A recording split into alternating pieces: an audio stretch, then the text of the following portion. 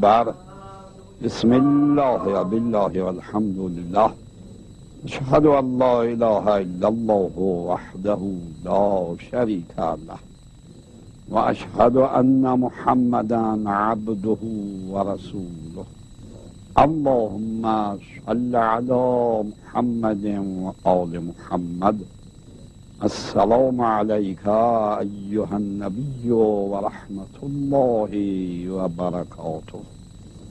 السلام علينا وعلى عباد الله الصالحين. السلام عليكم ورحمة الله وبركاته.